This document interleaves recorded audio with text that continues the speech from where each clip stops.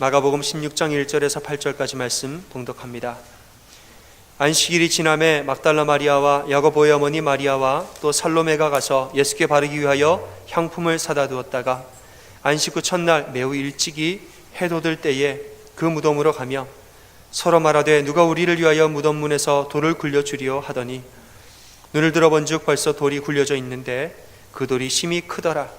무덤에 들어가서 흰 옷을 입은 한 청년이 우편에 앉은 것을 보고 놀라매 청년이 이르되 놀라지 말라. 너희가 십자가에 못 박히신 나사렛 예수를 찾는구나. 그가 살아나셨고 여기 계시지 아니하니라. 보라, 그를 두었던 곳이니라.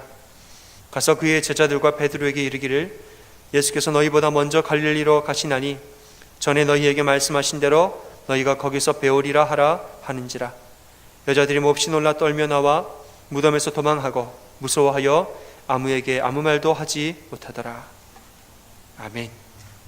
주님이 우리를 위해서 부활하셨습니다. 아멘. 오늘은 예수님이 부활하신 날입니다. 부활에 대해서 여러분과 몇 가지의 말씀을 나누고자 합니다. 우리가 먼저 부활하면 제일 먼저 드는 생각은 어떤 모습으로 부활하셨을까? 어떻게 부활하셨을까? 이런 의문이 먼저 듭니다. 예수님이 부활하셨다고 그리고 제자들에게 나타났다고 얘기했는데 제자들이 엠마오로 가는 두 제자가 못 알아봤다고 그랬습니다. 예수님이랑 한참 동안 얘기하면서도 그분이 누군지를 몰랐다고 그랬습니다. 도대체 예수님 어떻게 부활하셨길래 못 알아봤을까? 다른 모습으로 나타나셨다는 말도 있고 또 어떤 구절을 보면은 예수님이 도마에게 나타나서 못 박였던 손과 옆구리의 창자국을 또 보여주셨다. 그걸 보면 또 그대로 죽었던 모습을 그대로 살아나신 것 같기도 하고 도대체 어떤 모습으로 부활했을까? 또 장차 우리도 예수님 따라 부활할 텐데 우리는 부활하면 어떤 모습일까? 여러분 바라기는 지금보단 더 이쁜 모습으로 부활하기를 다들 소원하시죠? 키가 좀 작으면 키가 크었으면 좋겠고 얼굴이 까마면 좀 하얗으면 좋겠고 여러분 결론적으로 말하면 우리는 어떻게 부활이 일어난지 모릅니다. 이것은 신비입니다. 예수님이 어떤 모양으로 돌아가셨던 모습 그대로 부활하셨는지 아니면 전혀 새로운 형체로 부활하셨는지 우리는 알 수가 없는 노릇입니다. 옛날에는 돌아가신 모습, 우리가 죽었던 그 시체 그대로 부활한다는 생각을 가졌었던 데가 있었는데 그래서 죽은 사람을 절대 화장을 못 시키게 했습니다. 화장하면은 부활할 때 형체가 없다고. 절대 화장을 못 시켰던 적이 있습니다. 그러나 그것도 성경의 말씀에 의하면 옳은 말씀은 또 아닙니다. 어떤 모습으로 부활할까 우리는 모릅니다. 왜냐하면 그것은 하나의 신비이기 때문입니다. 왜 신비냐면 과학의 영역이 아니라 믿음의 영역입니다. 그것은 사람의 영역이 아니고 신의 영역입니다. 하나님의 역사는 인간의 힘과 인간의 지혜로 이해하거나 깨달을 수가 없는 노릇이죠. 다만 그것은 이해의 영역이 아니고 믿음의 영역인 것입니다. 그러나 이런 신비라는 것에도 불구하고 부활은 역사적인 사실입니다. 이것은 분명히 일어났던 일입니다. 예수라는 청년이 2000년 전에 팔레스타인 지역에 살았더라. 그런 역사적인 사실과 더불어서 그분이 또한 십자가에 달려 돌아가시고 부활하셨다는 사실도 틀림없는 역사적인 사실입니다. 여러분, 부활의 가장 강력한 증거는 뭐냐면 제자들의 증언입니다. 믿을 거는 증거라고 얘기하지만 믿을 거는 사람밖에 없습니다. 왜 사람을 믿냐면 그 사람이 얼마나 진실된 삶을 사는가를 보고 믿는 거지요. 사도행전 2장의 베드로의 설교를 보면은 그들이 얼마나 부활을 확신하고 있는지를 알 수가 있습니다. 베드로가 또 다른 제자들이 예수님 돌아가신 다음에 어영부영하면서 두려움에 빠졌습니다. 그러나 부활하신 예수님을 그 모든 사람들이 다 만났습니다. 수많은 제자들이 예수님을 만나고 예수님이 하늘로 올라가신 다음에 이들이 증언하고 설교하기 시작하는데 뭐라고 이야기했는지를 보겠습니다. 베드로가 이르기를 너희가 예수님을 법 없는 자들의 손을 빌려 못 박아 죽였으나 하나님께서 그를 사망의 고통에서 풀어 살리셨으니 이는 그가 사망에 매여 있을 수 없었음이라. 이 예수를 하나님이 살리신지라 우리가 다 이 일의 증인이로다 이랬습니다. 여러분 그 외에도 설교 내용을 보면 구구절절히 예수님이 부활하셨다. 부활한 그분을 우리가 다 봤다. 우리가 증인이다. 이것이 설교의 중심되는 내용입니다. 그 외 다른 제자들도 목숨을 걸고 예수님의 부활을 증언하였습니다. 중요한 것은 그들의 증언이 어떠한 사심도 없는, 어떠한 정치적인 목적이나 어떤 종교적인 이득을 취할 목적이 없는 정말 순수한 고백이었다는 사실입니다. 이걸 어떻게 증명할 수 있느냐? 차후에 그들이 살아갔던 삶을 보면 그들이 진실된 고백을 했다는 것을 알 수 있습니다. 모든 사람들은 어느 누구도 부요를 누린 사람이 없고 어느 누구도 명예를 얻은 사람이 없고 모두가 어려움과 고난과 환난과 핍박을 겪으면서 순교하기까지 복음을 전하다가 죽었습니다. 그 복음의 핵심은 부활이었습니다. 이렇게 되면 그들이 정말 예수님을 봤다는 것과 하나같이 예수에 대한 증언이 진실된 증언이었다는 사실을 사실 우린 알 수가 있습니다. 여러분, 우리 옆에 분들에게 그렇게 고백하겠습니다. 예수님이 부활하셨음을 믿으십시오. 그렇게 서로 고백하겠습니다.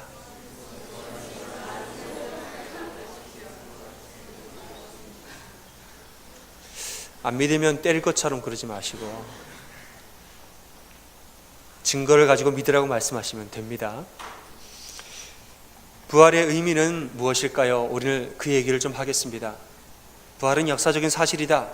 어떻게 일어나는지는 우리 모르지만 그것은 신비이지만 분명한 사실이다. 그러면 그 부활이 우리에게 주는 의미는 무엇이냐? 세 가지로 여러분과 은혜를 나누고자 합니다. 첫 번째로, 부활이란 것은 예수님의 말씀을 확증한, 증명한 사건입니다. 이게 무슨 말이냐? 예수님이 살아생전에 내가 너희의 죄를 위해서 십자가에 달려 돌아 죽을 것이다, 이런 말씀을 여러 가지 가르침을 통해서 하셨습니다. 내가 너희를 죽을 거야. 너희 죄를 용서하고 사하기 위해 내가 죽을 거야. 이런 말씀 참 많이 하셨는데 사람들이 예수님의 수많은 가르침을 들으면서 진리인 줄 알았어요. 그 굉장히 맞는 말인 줄 알고 그분이 정말 대단한 신뢰할 만한 분인 줄 알고 살았는데 아이고, 얼마 지나지 않아서 그분이 십자가에 달려 돌아가셨습니다. 그 뒤에 사람들이 굉장히 혼돈에 빠졌습니다. 왜냐하면 당시의 사람들은 십자가에 달린 사람은 사형의 방법이 여러 가지가 있지만 십자가에 달린 사람은 하나님의 저주를 받은 사람으로 여겼다는 거죠. 아이고, 저분이 하나님의 아들인 줄 알았더니 천만의 말씀이구만. 하나님의 저주를 받아가지고 죽었구만. 우리의 죄를 위해서 십자가를 진다더니 우리의 죄 때문에 죽은 게 아니고 하나님한테 저주받아서 자기의 죄 때문에 자기가 죽었구만. 사람들의 시선이 싹 하고 변했습니다. 제자들도 큰 혼돈에 빠졌습니다. 예수님이 죽었기 때문에 그동안 진리인 줄 알고 믿어왔던 그분의 말씀에 의혹이 생긴 겁니다. 이게 정말 맞는 거야? 아닌 거 아니야? 사람들이 큰 혼란에 빠졌습니다. 그러나 여러분, 이 모든 의혹을 걷어내고 모든 것을 예수님의 말씀이 진리라고 증명한 사건이 일어납니다. 그건 뭐냐면 부활한 사건입니다. 여러분, 사람들은 저 사람이 하나님의 저주받아서 죽었다라고 말하는데 부활이 뭡니까? 생명을 살리는 거예요. 죽은 자를 살리는 것은 하나님이 하실 일이지 사람이 할 일이 아닙니다. 어찌 사람의 능력으로 죽은 자를 살립니까? 그것은 하나님의 영역이에요. 그런데 예수님이 살아나셨다는 것은 뭐냐? 하나님의 저주를 받은 것이 아니었다는 거죠. 사실은 저주를 받은 것이 아니고 하나님께 사랑을 받아서 모든 것이 우리의 죄를 용서하기 위한 하나님의 계획이었다는 것입니다. 영어로 말하면 해피한 반전인 것이죠. 예수님이 십자가에 달려 돌아가셨다가 부활하신 것 자체가 그분의 십자가와 죽음이 우리를 구원하기 위한 죽음이었다는 것을 확증한 사건입니다. 부활의 또 다른 의미는 무엇입니까? 부활이라는 것은 이제 부활을 믿는 자들도 예수님처럼 새로운 삶을 살아야 한다는 의미가 있습니다. 여러분, 예수님은 죽으신 다음에 죽음으로 끝나지 않고 부활하셨기 때문에 새로운 생명을 얻어서 새로운 삶을 살게 되십니다. 로마서 6장에서는 이렇게 말합니다. 만일 우리가 그리스도와 함께 죽었으면 또한 그와 함께 살 줄을 믿노니 이랬습니다. 또 다음 절에서는 이와 같이 너희도 너희 자신을 죄에 대하여는 죽은 자여 그리스도 예수 안에서 하나님께 대하여는 살아있는 자로 여길지어다. 예수님 우리의 죄의 대가를 치르기 위해서 죽으셨죠. 말하자면 사형당했습니다. 여러분, 사형이란 게 뭡니까? 내가 뭔가 되게 크게 잘못을 했고 그 죄에 대한 대가를 치르는 것이 사형인데, 사형수는 그 다음에 다음 기회라는 것이 없습니다. 사형을 당한 자, 자신의 죄가를 치른 사람은 다음 기회라는 것이 없습니다. 사형장을 향해서 걸어가는 사람에게 내일이라는 것은 없는 것입니다. 예수를 믿지 않는 우리에게는 두 가지의 길밖에 없습니다. 첫 번째는 뭐냐? 내 죄에 대한 대가를 치름으로 죽고 그 다음 기회가 없이 그대로 끝나는 삶을 살 것인지, 아니면 죄에 대한 대가를 치르지 않고 여전히 죄를 지으면서 끝까지 그냥 살 것인지, 두 가지의 길밖에 없습니다. 그런데 예수의 십자가와 부활로 인해서 우리는 어떤 기회를 얻었느냐? 내 죄를 사함을 얻고 그러면서도 동시에 새로운 삶을 시작하게 될 기회를 얻은 것입니다. 그게 바로 부활의 의미입니다. 여러분, 부활이란 것은 다음 기회란 없을 것 같은 내 인생이 예수님으로 인해서 새로운 기회를 얻는 것입니다. 예수님 안에서 내 죄도 내 과거도 해결하고 또한 나의 새로운 출발도 하게 되는 것입니다. 사랑하는 여러분, 새로운 인생을 사시기 바랍니다. 우리에게는 예수님 때문에 새로운 인생을, 여러분이 어떠한 과거를 갖고 있었던지 간에 예수로 인하여서 새로워질 수가 있는 것입니다. 고린도후서 5장이 이렇게 말합니다. 누구든지 그리스도 안에 있으면 새로운 피조물이라. 이전 것은 지나갔으니 보라 새 것이 되었도다. 과거를 정리하고 그리스도 안에서 새로운 삶을 사는 여러분 되시기 바랍니다. 우린 새로운 피조물입니다. 어떤 사람이 이렇게 말합니다. 나는 나의 과거 때문에 이렇게밖에 살 수 없어. 나는 예전에 내가 지은 죄 때문에, 과거의 나의 자라온 성장 배경 때문에, 내 안에 어떤 깊은 낮은 자존감과 상처 때문에 나는 이렇게 살 수밖에 없어. 내가 지금 살아있는 나의 부족함과 연약한 모든 모습들은 다 과거에서 생긴 것이기 때문에 난 이렇게 살 수밖에 없어 라고 여러분 이야기하시겠지만, 말씀은 그렇게 이야기하지 않습니다. 여러분의 어떠한 과거든지 간에 십자가에 주님과 함께 못 박고 부활하신 주님과 새로운 삶을 살 수 있다는 것이죠. 그게 바로 새로운 피조물이라는 것입니다. 우리가 예수님 앞에 나와 회개하고 그분 말씀 따라 살기로 결정하였다면 여러분에게 새로운 시작이 있는 것입니다.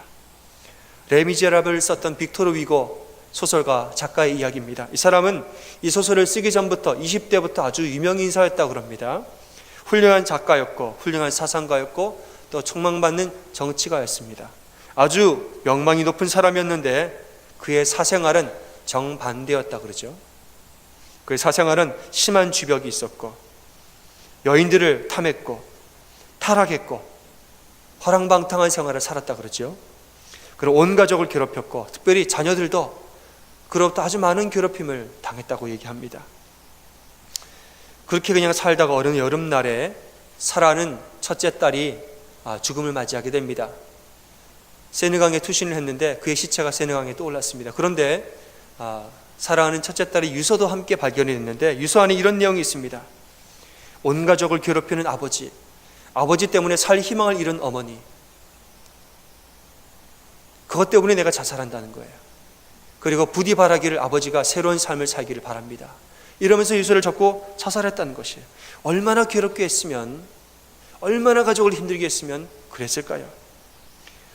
이 사건으로 인해서 빅토르 위고가 6개월 동안 펜을 들지 못할 정도로 깊은 좌절과 혼란을 보내게 됩니다. 그리고 그가 뭔가 중요한 사실을 깨달았는데 훗날 그는 자신의 감정을 이렇게 적었습니다. 이 비극은 하나님께서 내게 주신 심판이다. 나의 딸이 죽은 것이 아니라 내가 죽은 것이다. 이렇게 고백하고 빅토르 위고가 그 이후로 새로운 삶을 시작했다는 거지요. 깨끗하고 경건한 생활, 하나님 앞에 더 나아가기를 원하는 생활을 다시 시작하고, 그러면서 오랜 세월이 지난 다음에 쓴 소설이 레미제라블입니다. 그 소설을 보면은 자신의 헛된 과거를 다 정산하고 새롭게 사는 사람의 이야기가 나오죠. 장발장입니다. 사람들은 장발장이 사실은 빅토르 위고의 자화상이다 그렇게 말합니다. 여러분, 내 과거가 얼마나 부족했을까요? 내 과거를 어떻게 사람들에게 말할 수 있겠어요? 어느 누구도 나의 죄악된, 나의 부족한 아무도 모르는 나의 과거와 속마음을 어느 누구도 시원하게 말 못해요. 그 정도로 우리는 부족한 사람입니다. 그런데 우리의 인생이 그렇게 끝나는 것이 절대로 아니라는 거예요. 예수 그리스도 앞에서 우리가 새로운 삶을 살 수 있다는 사실입니다. 사랑하는 여러분, 우리는 모두가 죄인이라는 사실은 변함이 없지요. 어느 누구라도 하나님 앞에서는 죄인입니다. 맞습니까? 죄인이라는 사실은 변함이 없는데, 그러나 우리가 죄인인 것뿐이는 아닙니다. 죄인은 맞지만 우리가 죄인일 뿐인 것은 절대로 아닙니다. 그럼 뭐냐? 예수 안에서 또한 새로운 피조물입니다. 예수님 우리의 죄를 대가를 치르고 부활하셨기 때문에 우리도 새로운 삶을 사는 것입니다. 사랑하는 여러분, 예수 안에서 여러분의 과거와 단절하시길 바랍니다. 지금도 여러분의 삶에 영향을 미치고 있는 여러분의 과거, 여러분의 낮은 자존감, 여러분의 상처, 여러분을 누리고 있는 아픔들, 슬픔의 기억들, 방황의 추억들, 그러나 그것이 지금도 여러분의 삶에 영향을 미치면서, 그래, 나는 이런 사람이니까 이렇게밖에 못 살지, 나는 옛날에 이런 전례가 있기 때문에 그걸 벗어나지를 못하지, 나는 원래 태어나길 이런 사람이니까, 여러분의 과거와 어둠의 과거가 지금도 여러분에게 영향을 미치고 있다면 여러분 선언하십시오. 예수 안에서 끊고 예수 안에서 새 사람이 되기를 소원한다고 하나님 앞에 기도하고 성령의 도우심을 구하면서 여러분 기도하시기 바랍니다. 그분이 주시는 사랑과 은혜 안에서 새로운 삶을 살 수가 있다는 사실을 믿음으로 사시기 바랍니다. 마지막으로 부활은 뭐냐? 하늘나라에 대한 소망입니다. 하늘나라에 대한 소망이에요. 부활에 대한 신앙을 가지고 사는 사람은 이 땅의 것에 목숨을 걸지 않고 보이지 않는 하늘나라에서의 상급을 바라보면서 사는 것입니다. 여러분, 예수를 믿는 사람들을 보면은 이해할 수 없는 모습들을 많이 보죠. 아니, 저 사람은 왜 저렇게 고생스러운 일을 사소할까? 저 사람은 저렇게 모진 환난을 당하면서도 끝까지 뜻을 굽히지 않는 저런 고집이 있는 걸까? 아니, 저 사람은 누가 봐도 절망적인 상황인데 뭐가 저렇게 희망이 있다고 긍정적으로 살아가는 걸까? 그 용기는 도대체 뭘까? 여러분, 무엇이 우리로 하여금 다른 사람들과 다르게 살게 만드는 것일까요? 그건 바로 부활에 대한 소망 때문입니다. 수많은 사람들이 고난을 받았지만은 부활에 대한 소망 때문에 믿음을 지키고 하나님 앞에 더 의로운 사람으로 살았다는 거지요. 히브리서 11장이 이렇게 말합니다. 어떤 이들은 더 좋은 부활을 얻고자 하여 심한 고문을 받되 구차히 풀려나기를 원하지 아니하였으며, 또 어떤 이들은 조롱과 채찍질 뿐 아니라 결박과 옥에 갇히는 시련도 받았으며, 돌로 치는 것과 톱으로 켜는 것과 시험과 칼로 죽임을 당하고 양과 염소의 가죽을 입고 유리하여 궁핍과 환난과 학대를 받았으니 이런 사람은 세상에 감당하지 못하느니라 이랬습니다. 믿음의 선진들이 엄청난 고통과 핍박을 받으면서도 구차히 풀려나기를 바라지 않았다는 거죠. 초대교회에 얼마나 많은 사람들이 순교했습니까? 얼마나 많은 사람들이 모진 고난과 핍박을 견뎠습니까? 그러면서도 그들이 뜻을 굽히지 않았던 데는 이유가 있다는 거예요. 예수를 믿는다는 그 사실 하나 때문에 집도 절도 다 버리고 도망가야 되는, 동굴에서 살아야 되고 신분을 숨기면서 비천한 존재로 살아야 되는, 그러나 그것을 기꺼이 감내하는 사람들, 그 이유는 뭐였을까요? 이 땅의 것이 전부가 아니다라는 확고한 믿음이 있었기 때문입니다. 여러분, 조선 선교, 초기 선교의 역사를 보면은 이러한 사례가 참 많습니다. 양화진에 가면 조선시대의 외국인들의 묘가 있는데 사실 대부분은 선교사들의 묘입니다. 거기 보면 닥터 쇼우드 홀 선교사의 무덤이 있는데 거기는 총 6명의 시신이 묻혀 있는 곳입니다. 거기는 뜻깊은 사연이 있죠. 닥터 쇼우드 홀 선교사의 아버지가 먼저 조선에 선교사로 오는데 그분은 의사였습니다. 조선에서 의로 선교사로 사역하다가 청일전쟁이 일어납니다. 그랬더니 한 명이라도 더 덜 보려고 부상자를 치료하고 사람들을 고치죠. 그런데 시체가 많이 있으니까 전염병이 창궐합니다. 선교사들이 이제 평양에 시체가 많더라, 평양에 환자가 많더라, 이런 얘기를 듣고 이제 평양으로 가려 했더니 사람들이 말렸습니다. 가지 마라. 역병에 걸려 죽는다. 근데 그래도 평양으로 간 거죠. 나는 사람 고치러 왔고 복음 전하러 왔기 때문에 죽음을 두려워하지 않는다. 그리고 평양으로 가서 사람을 고치다가 과로로 풍토병을 얻어서 돌아가셨습니다. 그의 아내 로제타 쇼우드 홀, 이 사람은 남편을 잃게 됐지요. 남편을 잃고 난 다음에 그 당시에 아들이 한 명 있었고, 아들이 이제 닥터 쇼우드 홀이에요. 딸은 뱃속에서 아직 있었는데 일단은 미국으로 돌아가지요. 남편을 양화진에 묻고 본인은 미국으로 돌아갑니다. 거기서 끝나는 것이 아니고 미국에서 열심히 조선에다가 병원을 짓기 위해서 모금을 운동을 하기 시작합니다. 그리고 아이를 낳고 몇 년 뒤에 조선으로 다시 돌아옵니다. 이 아내도 의사였습니다. 돌아와서 수많은 사역을 하게 되는데 1년 6개월 지난 다음에 그 딸이 또 죽습니다. 자신이 미국에서 나와서 갓난아기로 데리고 온 딸이 조선에서 또 죽습니다.